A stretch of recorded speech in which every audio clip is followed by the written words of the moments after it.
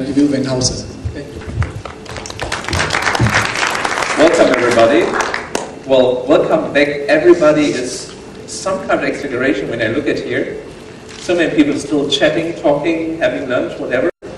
Well, okay, they're missing something. To make a small introduction, why IPv6? There are not that many IPv6 active networks out there. At least that's one thing. There are several which are not open, but in closed environments, corporations, university, government, Department of Defense. And I had one of those projects for a customer where we reviewed IPv6. And I found out that nobody before had somehow really looked into the issues, programmed attack tools and whatsoever. So that was basically the start for this, which finally resulted in this presentation and the attack tool that I wrote. Okay, you must apologize me, I'm a bit ill, so my throat might be gone in the middle of the presentation. So I'll try to speak not too loud and not too fast either.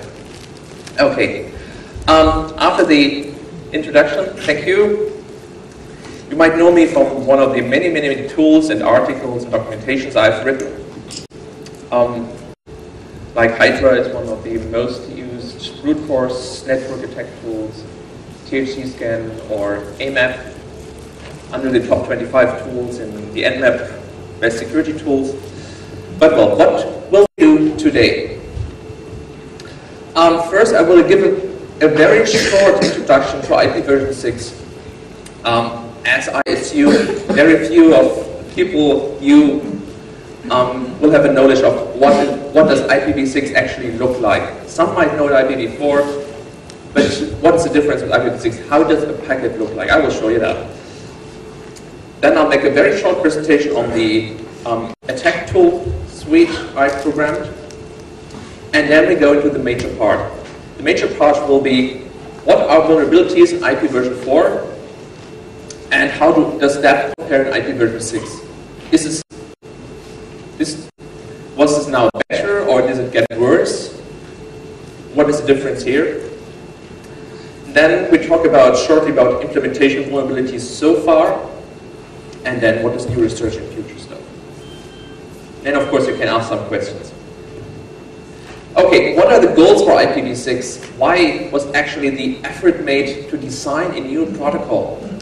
The first thing is that there are not that many IP addresses left in IPv4. There was a news report about, I think 1 or 2 weeks ago, from the IANA, organization who all organize, distribute, registers the IP addresses. And they announced that, I think it was for 2010 or 2011, something like that, all the IP4 IP addresses will be depleted. So afterwards, no more IP4 IP addresses will be left. So at some point, we will need a new protocol. And that was IPv6 was designed some years ago. As you can see, we have 2 to the power of 128 IP addresses in IPv6. This is pretty a lot. This means several millions of IP addresses for every human being. Now existing or existing the next 50 years or 100 years or whatever. So IP addresses will not be a problem for the next decades. The next thing is auto configuration. In IPv4 we have DHCP or static IP address, we have configuring stuff, and this is a pain. With IPv6 this is all automatic. You just plug in your laptop computer somewhere and it just works out of the box. That was the second goal of IPv6. And the third goal was to reduce the operational costs, especially with assigning addresses and infrastructures, reconfiguring addresses and infrastructures, routing issues, also to reduce costs on CPU and memory power in routers.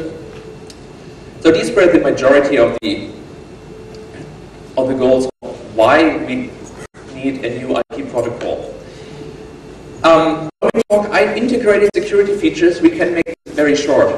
There's nothing else in there than IPsec is now part of the protocol and not an extra protocol like it is in IPv4. But that's basically it.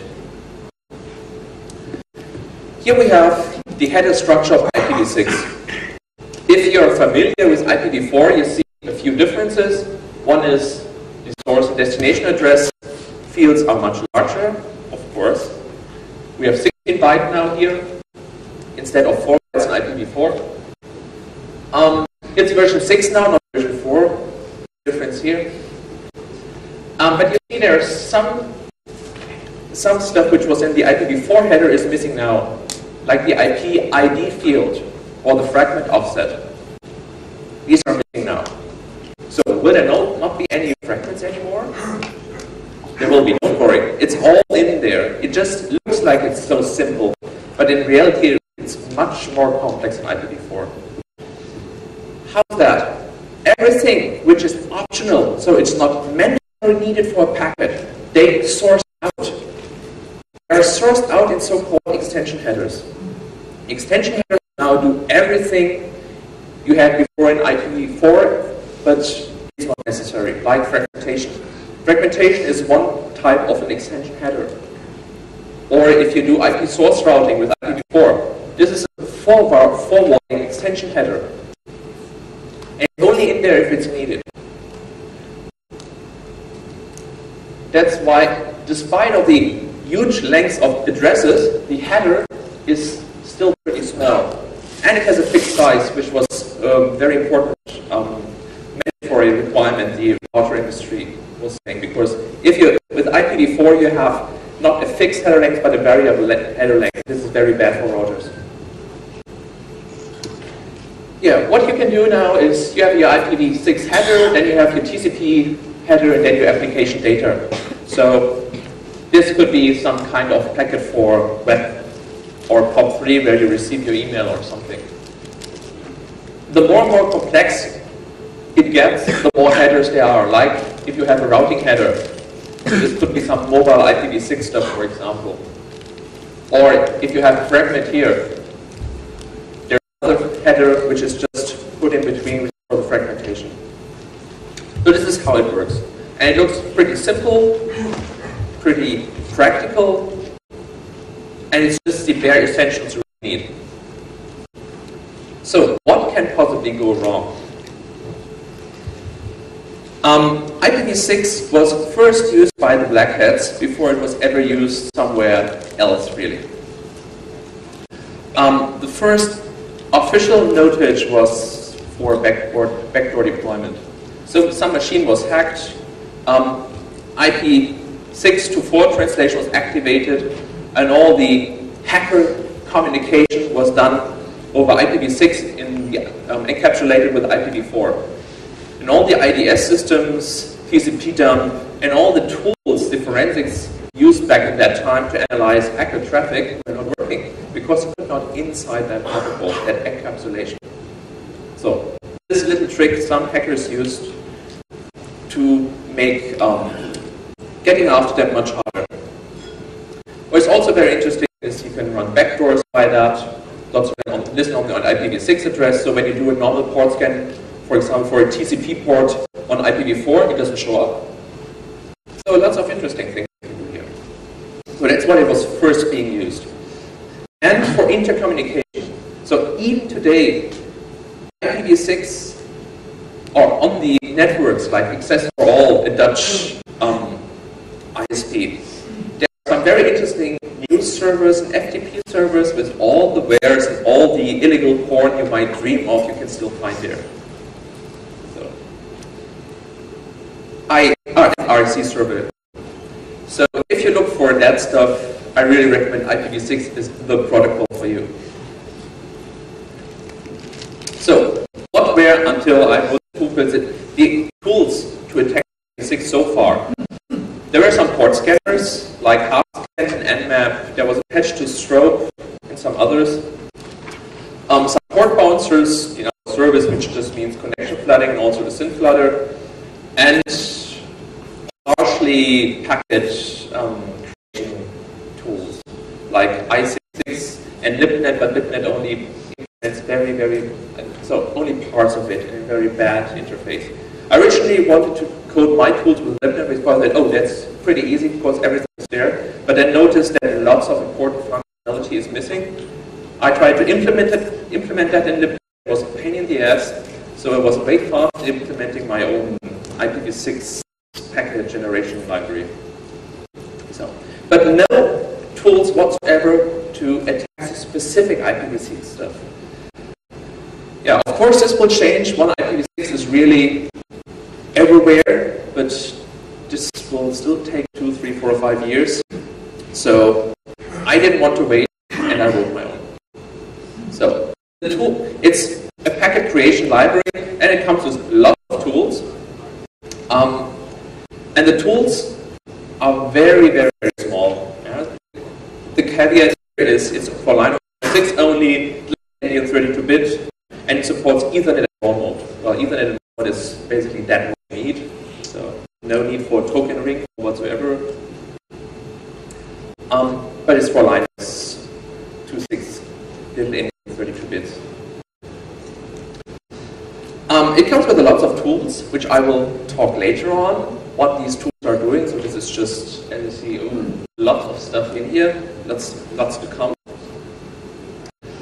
And to now go to the next topic, what is the difference between IP version 4 and IPv6? I'll make a short executive summary.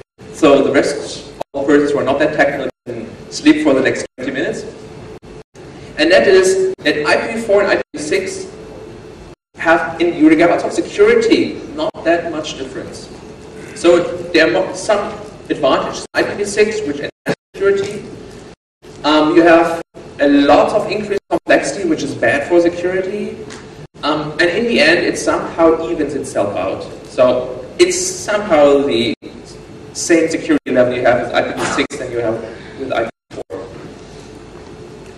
Also notice that the application layer is completely unaffected. So your web application, your RPC, DCOM, whatever application stuff, is still the same.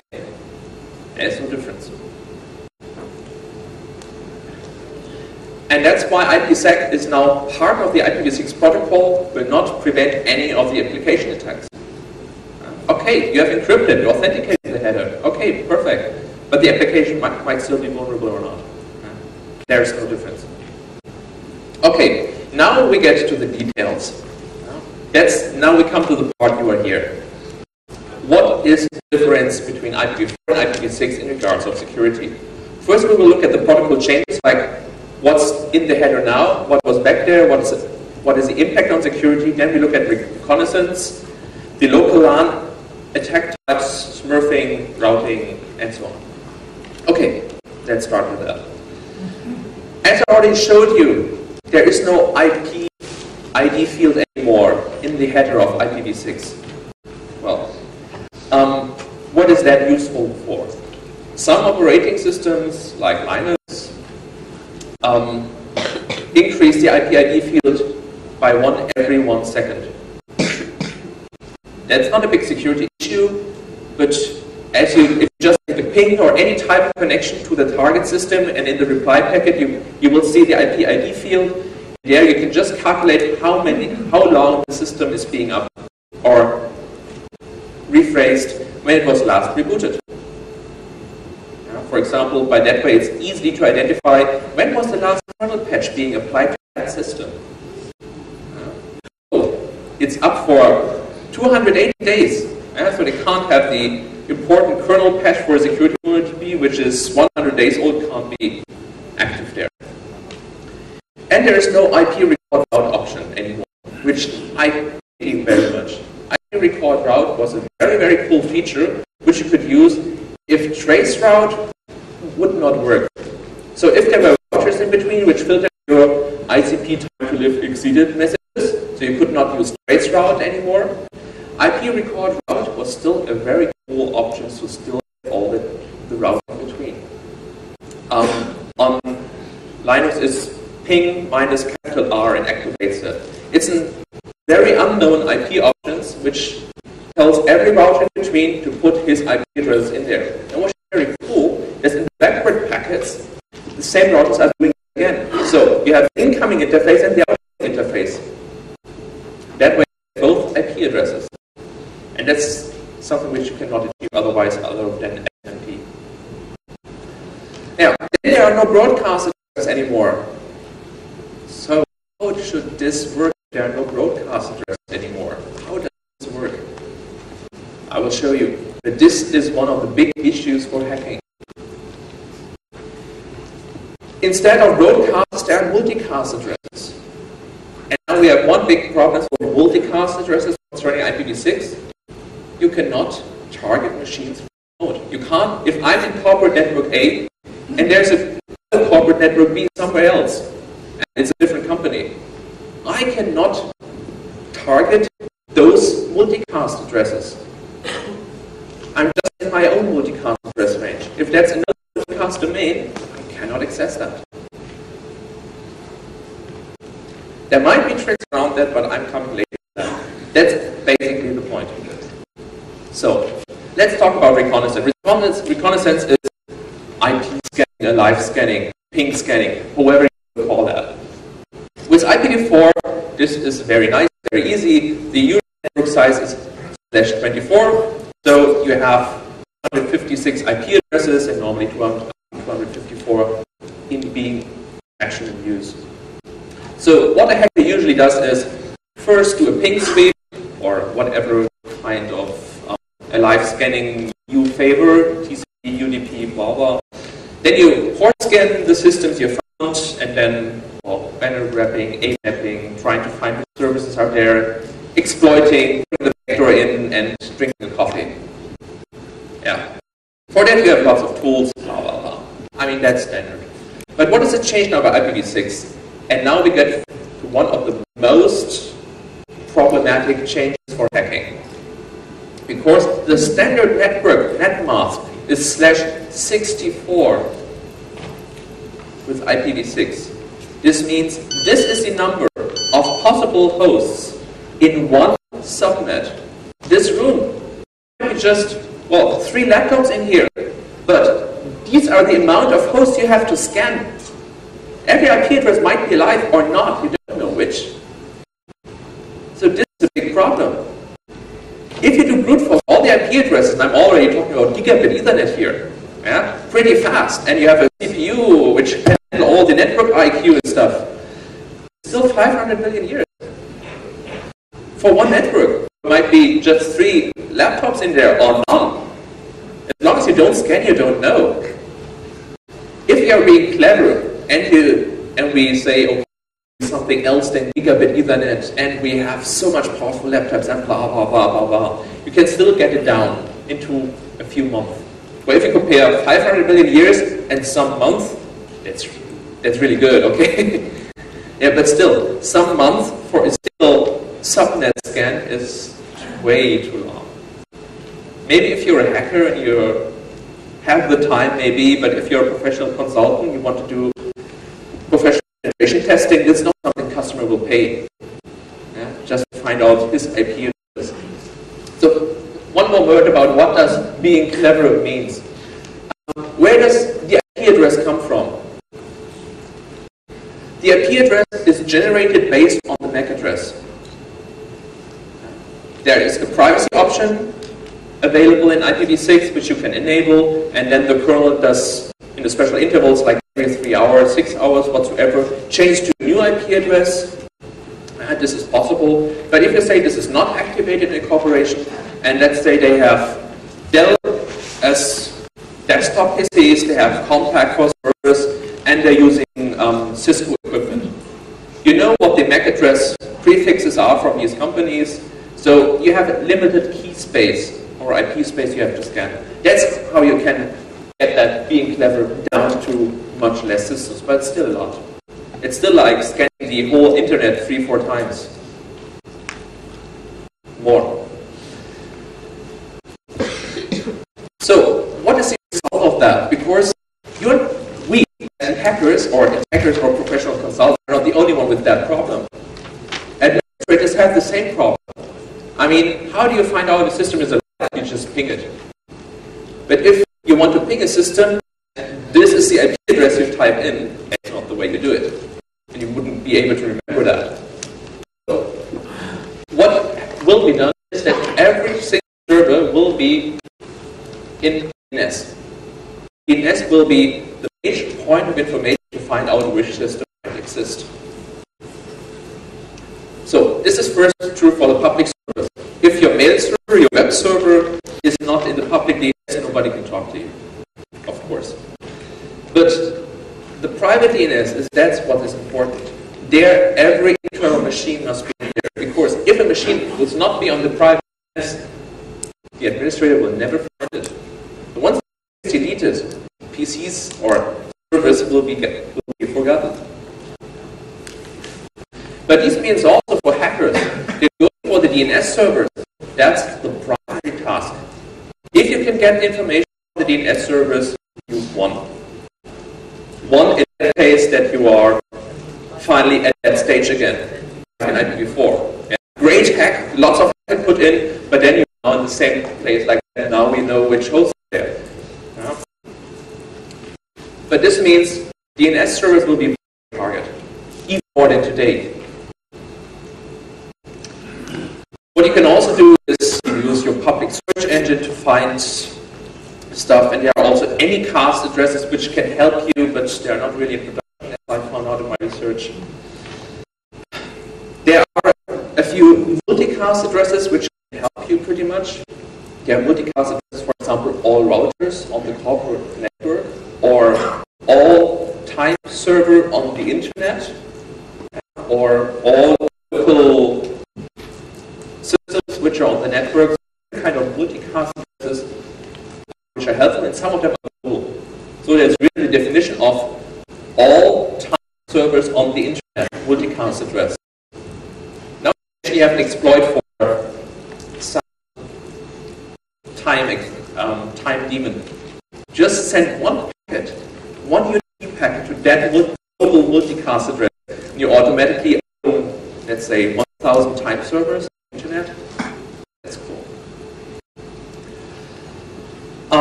Yeah, local multicast, that's the major point. If you have access to the local multicast domain, you will be able to find all systems. The problematic point for a hacker or for a professional consultant is only to get the live systems from remote. Once you hack one server internally, you find all systems which locally are there. There are ways, and I will show you that. Even if you hope you can configure that not, you can still find them all. So once you have all the systems which are alive, the normal techniques like port scanning, banner identification, get metasploit starting, owning the system, blah blah blah is the same.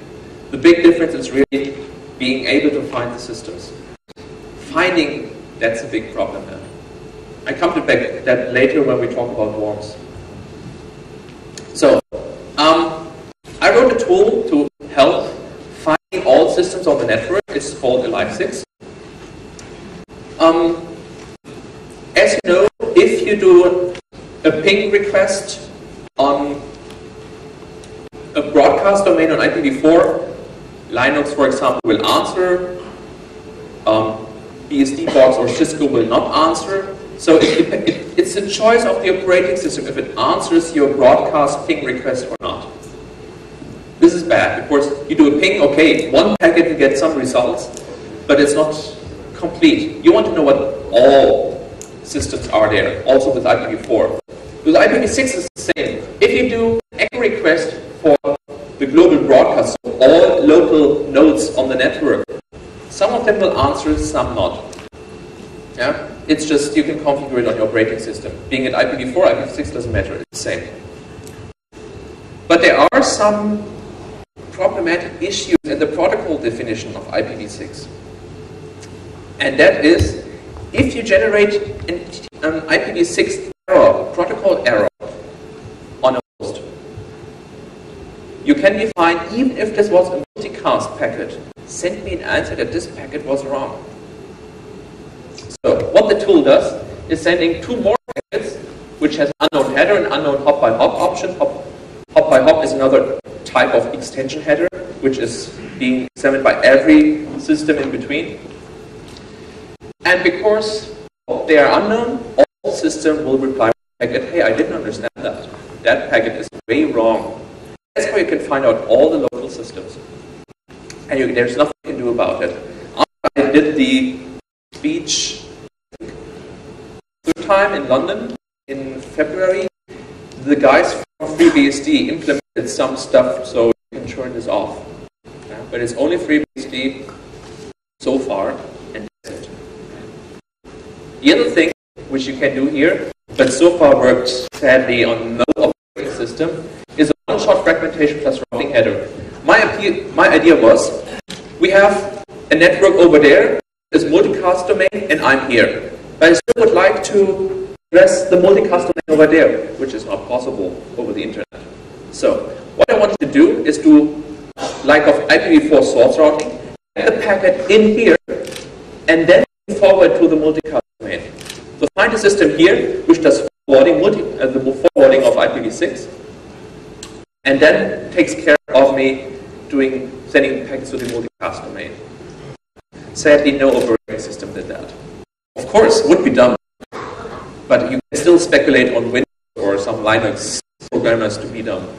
And sadly, but still, maybe someone will in the future. Okay. Next topic is the local attacks. There we have two things. First is ARP, which is used to find out if I have a system here and here is on the same network, what is the MAC address of the other system, so they can communicate with each other.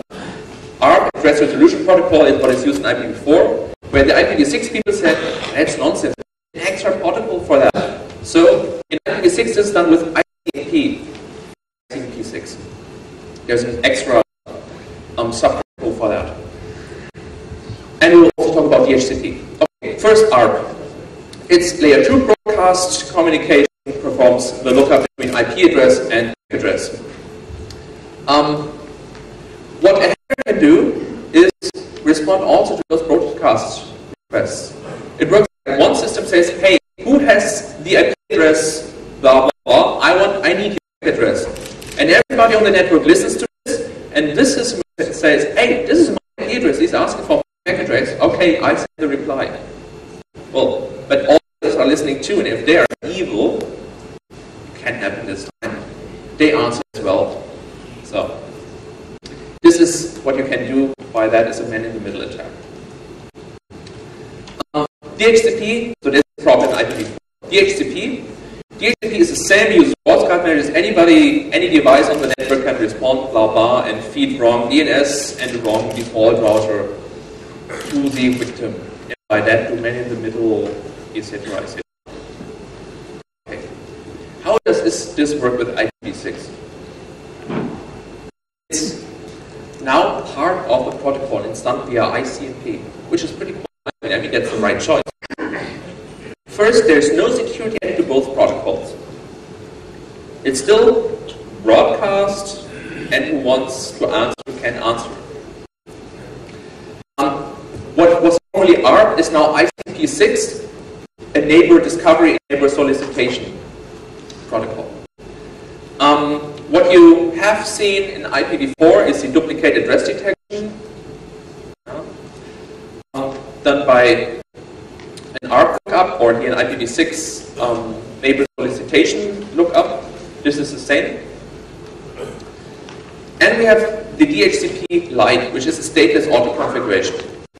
I will show you what this means in the next slide, because this is a different way to do things. So, we have a system A, like I already said, who needs the MAC address of a local system. Could be a router, could be a fellow desktop, PC, whatsoever. So, he does a neighbor solicitation and says, hey, who has this IP address? I need that. And the system who has that IP address will answer, hey, this is my link layer address, or I will name this MAC address. So, it's sent to the all nodes multicast address, which is essentially a local broadcast. All systems on this local LAN will receive this request. That's the purpose of it. Yeah. As everyone receives that packet, you can use tools which will replace other answers for that, a different MAC address. For that, the tool Parasite 6 is there to claim to have every local IP address which could be, and send his own MAC address, or a random MAC address, or a non-existent MAC address, whatever you want. The one is denial of service, the other is man in the middle. So this is the first one, which still persists. And the other one is duplicate address detection, which works as following. If you have a system which just joined the network, receives its IP address, and now wants to know if there's this IP address already online. So somebody else has the IP address, not to get in conflicts. This is a conflict check. So check to everybody on the network, on the local network, who has this IP address. If one system answers, he knows, okay, this IP address is already in use. This can happen if you're at the airport, doing wireless LAN, you're paying for that, and then finally there's a box open. Ooh, duplicate IP address detected. Oops. Yeah, somebody hijacked your connection to server. Oh, on your money. For free for the person. All the IOP people. So if nobody replies, he knows, okay, I can use this IP address.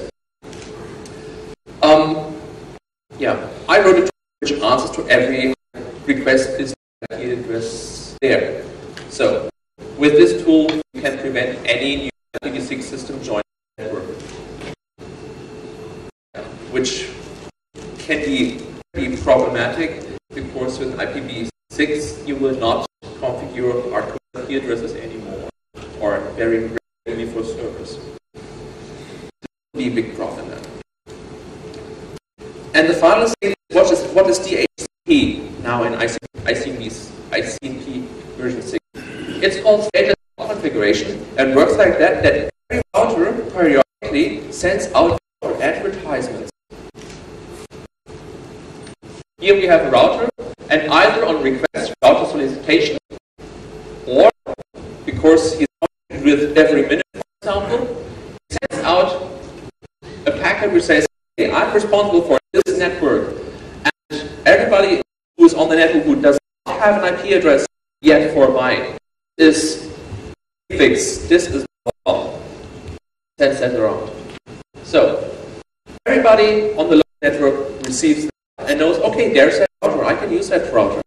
If he doesn't have an IP address for this IP address space, every system automatically configures an IP address for them. That's how the router configuration works.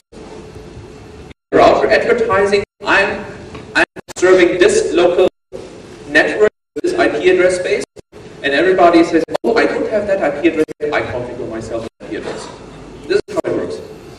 Pretty easy. It also is possible that you can have many IP addresses. So if you have 5 routers, everybody of the 5 routers announcing a different IP address range for this local network, your system will have 5 different addresses. Yeah, that's no problem. You can have 50, 60 IP addresses if you want to, and there is some limit there which you use for denial of service.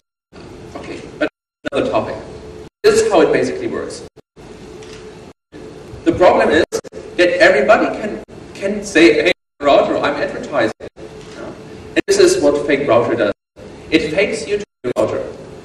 There's a special field in this type of ICMP packet, priority, which means what kind of router are you? A slow router, a no router, or the major power router? And a flag which you cannot configure on Cisco or wherever. I ensure that on this tool you're always the best router. So if you run that tool, you will always be the default router. That's pretty nice, in my opinion. Helpful. That's the right word. What you can do if you do IDS stuff or error monitoring is that this router will also receive the message that there is a new router on the network, and will report that. And if you have your management console configured correctly, this will pop up, new router in network, blah, blah, blah. And this is what you should do to detect fake routers. But there are ways around that. That's not the slides, I haven't talked about that so far. But the router is only getting the packet because the MAC address is okay, so it's a multicast MAC address. If you use a different kind of multicast address, the router will not see it. Other systems on your local LAN will see that and will use your router. information on that router, no pop-up in the management interface. Okay. Then smurfing. I hope most people know what smurfing are, which that was pretty long ago. Then it was so much fun to play around with. The concept is you have a network which has lots of systems in there, and they're all answering to ICP echo request broadcasts. Yeah? So you send one packet to this broadcast address, this remote network, and you have 50 systems answering or 100 systems answering. Okay, so this is easy to DOS yourself. Yeah? You're sending 100 packets, and if there are 100 packets there, you get 10,000 packets back. Ooh, okay, you DOS yourself. Good work. But how can you apply this to real security, real hacking stuff? So you just fake the source IP address. You're not using your own IP address, but you use the IP address of, let's say, www.microsoft.com. Send 10,000 packets, and then 1 million packets will arrive at Microsoft.com. This was how smurfing worked. So very nice, very cool attack. A traffic application type of denial of service attack. So how do you do that with IPv6? IPv6 doesn't have broadcast address anymore. So can you still do that? What you still have is various multicast addresses, but the multicasts are local. Yeah. The entry here about the RFC and why Cisco got wrong is the same thing why you can find all local systems on a network. That is, that if there's a problem in the IPv6 packet going to a system, it will answer with an ICMP error packet. This is what Cisco didn't realize in their security analysis. Anyway, but we can use it for smurfing too. The problem is it's only locally exploitable. So you can't get to the remote multicast address. That's a really big point. Remote depends on mainly implementation failures. That's what's basically it. I found one way around that, which I show in the next slides, but you can just stop locally. So it's not really that interesting. The tools here are Smurf6, which is exactly that. It's initiating local Smurf to deny service a local network. Great deal, I can't surf anymore. But for Linux, which is now fixed in the newest kernel versions, so that was a kernel bug I found there, was rsmurf. And this was very, very cool. Very interesting problem they didn't think about. You're sending a ping packet. The ping packet goes to one system which exists, so it's not a broadcast IP address you are sending to, but the source address is. The source address is all local systems, like limited broadcasts on IPv4. That's the source. And destination is the target. And that's a packet I can send over the internet. So it arrives somewhere in some other network at the target machine. Yeah, and now it's a question of what does the target machine do with that packet? Would it reply to all local systems, or would it just say, oh, this is fucked up, I throw that away? Everybody throws it away except Linux. Linux happily answers to all local systems. So, if you have a local LAN, you have a LAN somewhere on a very, very remote island, and there are 100 Linux servers there. Then you send one packet to each of the 100 Linux servers, and you're generating 10,000 packets in that one local LAN, which is pretty nice. Yeah. But still, it's fixed on the newest kernel. Routing protocols, there's no difference there because it's on an upper layer, so no difference, except for one thing. This is OSPF version 3. OSPF version 3 is especially for IPv6. I'm a big, big fan of OSPF. I think it's one of the best routing protocols you can use within a large corporation. The problem is they assumed, hey, everyone will have IPsec. Everyone, every corporation, everybody uses OSPF.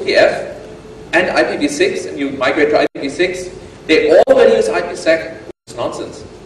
But that's the only way of authentication in OSPF version 3. So if you have OSPF in your IPv4 network and you want to migrate your network to IPv6, you should use a different router protocol. Because implementing IPsec, I could do a whole day of training what the problems are. It's not easy. Okay. Additionally, with routing, we have the routing header manipulation. With IPv4, this is what is called source routing. So we have a firewall in between. The firewall allows only access to this server, but not to our target server. But if we use a routing header, the packet is first delivered to this machine.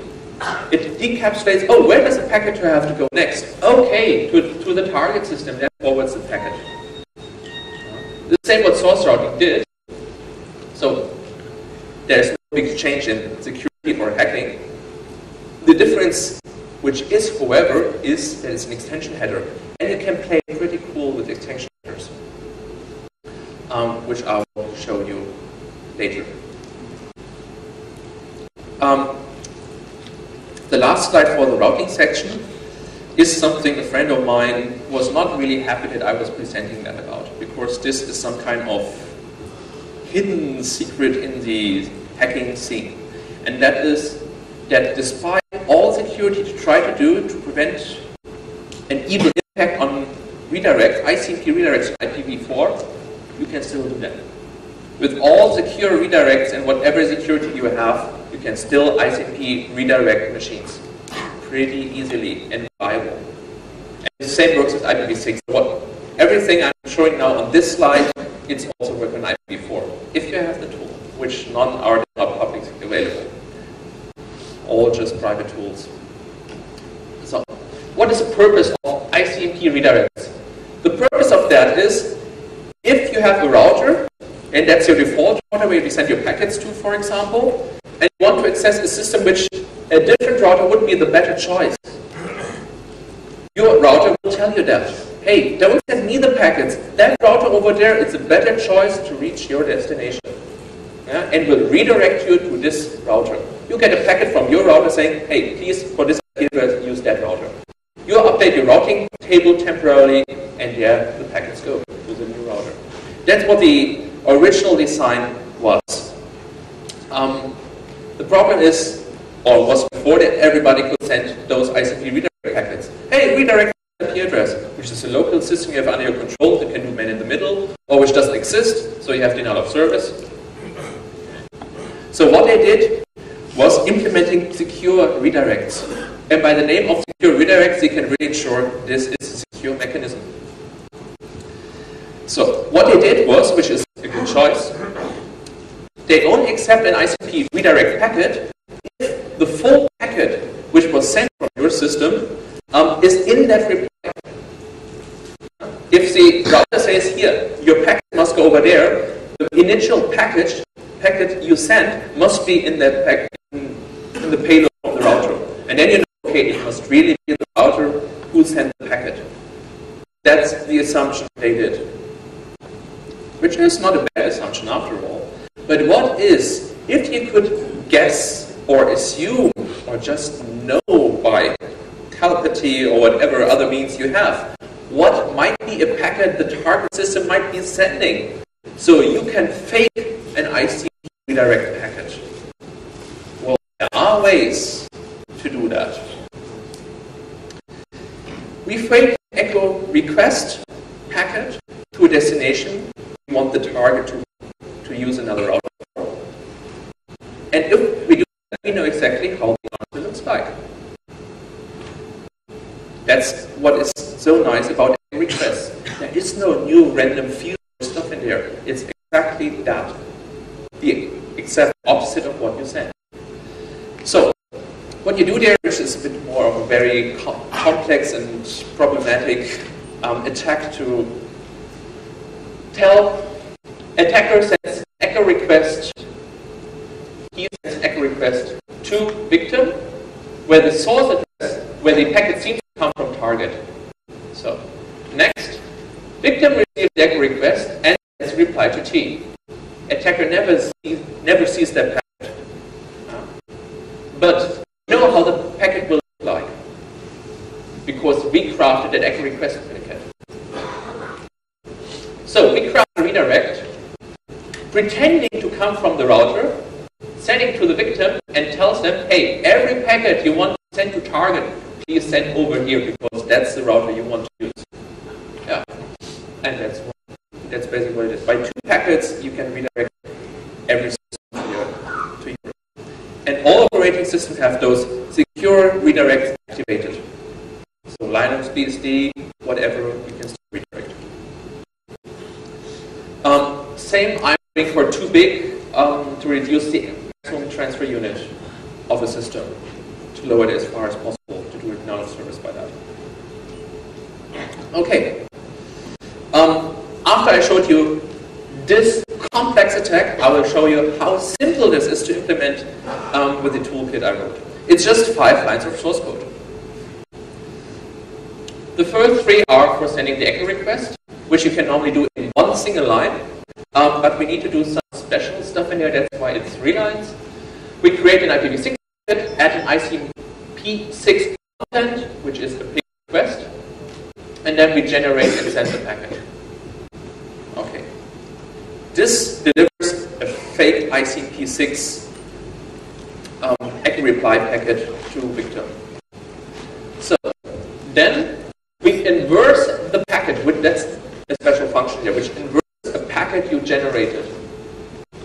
It inverses the ACK request packet to an ACK reply packet, switches source destination, blah blah blah. So that's all the magic for you.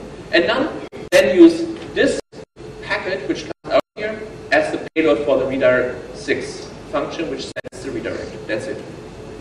5 lines to implementing this attack. Okay. Next point is fragmentation. Fragmentation will have your IPv4, which helps us to sometimes bypass the intrusion detection system. Same techniques apply here, only that it gets much more complex for intrusion detection systems to analyze. I come to that later. For one of the final slides on that topic, on what is the difference, is mobile IPv6. This is a new feature, which is not in IPv4. Mobile means you take your laptop from this mobile wireless LAN web network we have here, put it to the local wire network of the hotel, then go down, take a train, put your mobile phone to it, and via GPRS, UMTS, whatever, you go there on the network, and you always have the same IP address. All your connections are kept alive. That's what's cool. That's why your IP address is mobile, wherever you go to. That's a pretty cool feature, in my opinion. It requires, by standard, only be used with IPsec. So, I really looked at the protocol, what can go wrong, what would be a problematic, and it's very well designed. It's very easy, very simple, which is good for security, and I didn't find lots of stuff. I didn't find real stuff in there. And they require IPsec for all the authentication. So that you really say, I'm not at this local IP address, so my mobile IP address should be routed over there. Yeah? This is what IPsec is used, and it's mandatory. Whether what I saw, in all tools which implement mobile IPv6, they all have the ability to turn it off or make it optional. This is done. There's another tool called fake mobile IPv6, which will route a mobile IP version 6 address to your local address, wherever you are. Steal that IP address from that moving victim. Yeah. By default, it should not work, but you can never know. Try it. Then we have dual stack attack, which will be interesting for you, because that's something you can play here at the conference with and have fun with others. If you have an internet which routes both IPv4 and IPv6, and you have a firewall blocking, let's say, telnet port on this old whatever Linux machine, blah blah blah. You have to know that IPv6 uses a different stack. Different stack means different access lists, different firewall filter rules. So if you have a Linux box, for example, and you use IP tables to really really fine-grained your filter list for IPv4, IPv6 is by default open. If you don't define filters on IPv6, there are none. You can just port scan the guy. All ports are open, no filtering. So, you have to be aware to always filter both IPv4 and IPv6. So what can you do here? So you can have fun and play around with. Most Linux and BSD systems now have IPv6 automatically enabled. Okay. My current status is that with Windows Vista it will also be enabled, but that's something I think is not really decided. Is Microsoft here? Does it seem so? Okay. No updated answer on that one. So I would assume it's a yes, that it will be enabled. But there is no drop policy for IPv6 by default. If you're using something, for example, like SUSE Linux, you use the SUSE firewall, the script which automatically does the magic behind all that to do stuff, they do the IPv6 protection, yes. But if you're thinking, I'm more clever than any of those developers, I do my own filter list because I know things better, you will miss IPv6. So, problem is that most OSs do not allow TCP UDP connections to the link local address. The link local address is the IP address of your local network card. And this is an address which never changes. It belongs to your network card, and that is, wherever you go, it's always, it's one of the many IP addresses you usually have. But they don't usually allow communication to it. The kernel allows that, only from your local interface. However, we can use the fake router to tell everybody on the local network to please assign himself an IPv6, a real IP address. Yeah? It's not one which you could use to connect to the system. Then we have another tool which is detect new IP6, and this tells you, oh, there's a new system coming up, detected by duplicate address detection check. And you can combine that with a tool to automatically start on new IP addresses. So all you have to do is on a local network, the fake router server, start the detect new IP6 with the tech tool directly combined. Yeah, and then everybody who has IPv6 enabled is automatically scanned. And could be automatically owned if you combine nmap with Metascode. There you go. So this is stuff you can try here. As I told you, lots of systems have out-of-the-box IPv6 enabled. Try it out. So, firewalling is one of the interesting topics with IPv6 because it will be very difficult. What type of extension header should a firewall allow through? What type of extension header should it filter? And if it filters extension headers, rebuild the packet and remove those extension headers it doesn't want? Or it should just discard the packet? This will be very, very tough for firewall vendors to play around with that. So, to find the optimal solutions for the customers. And then still you have stuff like, depending on the order of extension headers, the outcome can be very, very different. I will get to that later. So, this will be a big problem. I have to speed up a little bit. I only have 5 minutes left. When you think about implementation vulnerabilities, you think it's an easy product, nothing can go wrong. As it's simple, what could probably go wrong? And when we look, what are the vulnerabilities until April, so nearly half a year ago, what were the vulnerabilities which were found there? Okay, Python, who cares? Who uses it anywhere? FreeBSD, Juniper, Apache, XM, Cisco, Linux, Microsoft. Surprise here. It's not like this ABC never used operating system with a guestbook version 2 never used PHP application. These are the major vendors. And it continues. Microsoft, ooh, you see a pattern here. Here's a real SGI, Apache, Sun, any BSD, Cisco, yeah, they're also in there. HP, HQX, Linux. They're not, yeah, same. This is from April.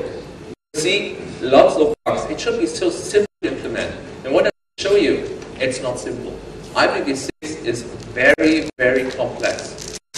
And it doesn't look on the first. If you first look at it, it doesn't look complex. Hey, easy. It's just this basic packet, and there are some extensions. No, it's really very easy to get wrong. And I have reservations. I mean, Oracle is #1 everywhere. This place is reserved. Okay. Finally, on DOS, I didn't do much on DOS research because it's really easy. And DOSing is something you can do just by fixing stuff. You can prevent this denial of service attack. At THC, we always try to do tools which last forever. Like the IPv6 stuff I presented before, all the tools, they will work in the next 15, 20 years. Denial of service is fixed by the next kernel patch, so that's a waste of time in our opinion. So, but if you want to play around with that, and I tell you there's more to find than you imagine. And just by the stuff I was playing around, I was really saying, oh, this can't be true. Just flood the router advertisement, flood neighbor advertisements, flood router solicitations, flood multicast listener discoverers, blah, blah, blah, blah. You can force packets. That's very, I mean, normally everything is done in ASIC with routers. Whoever you force to be, that packets are not being handled in ASIC but in CPU. CPU is so precious for routers that they try to do everything that is not handy there. But you can easily get them there. So for example, hop by hop extension header, there's a special object called router alert, which means, hey, router, pick up that packet and do something with that. Then it picks it up and has to track that into CPU. Multicast listener discovery is something which has to go there. Everything which has more than 2 extension headers, because then it's larger, and it puts the normal ASIC buffer, so it has to be copied in CPU to be analyzed. Yeah, do this with 1,000 packets per second, and every router is gone. Hop-by-hop router alert, upper layer processing bugs can be very interesting because they can all routers in a row to denial of service if you're lucky to find such a bug. Crypto CPU, Hawk exploits, send P6, that's a new tool which is just in the newest version. Sends neighbor certification requests with a lot of crypto stuff, with like that certificates, which is all have to be checked because there are so lots of them. Keeps the CPU pretty busy. So DOSing is really easy. So, I made some analysis on the implementation vulnerabilities. Responding to packets to multicast destination to make a request, only Linux and BSD were answering to those, which is the same like in IPv4. So Cisco and Windows don't answer to broadcast ping requests. Same here for the multicast ping requests. Responding to packets to multicast destinations with the invalid header options I talked about. So if you send a packet to everybody, which has an error in the header, in the IPv6 protocol header, you get a reply from everybody.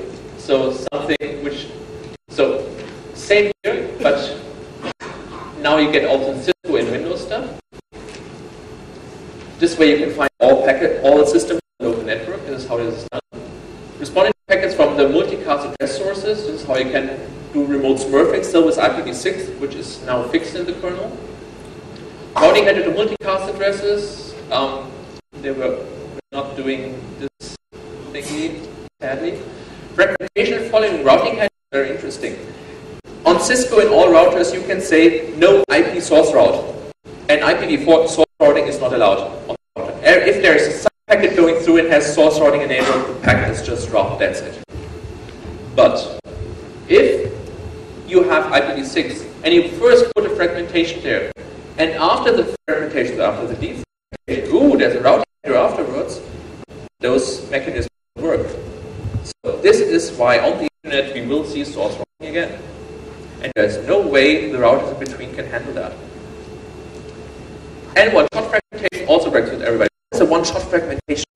Last one, which mentioned that we found the nice vulnerabilities in Windows Vista, which are fixed now. Yeah. And if you have any questions, I think time is up. You can just come over to me. And the newest version is just downloadable by this link. It's not on the web page yet. Okay, thank you. Thank you very much for the presentation.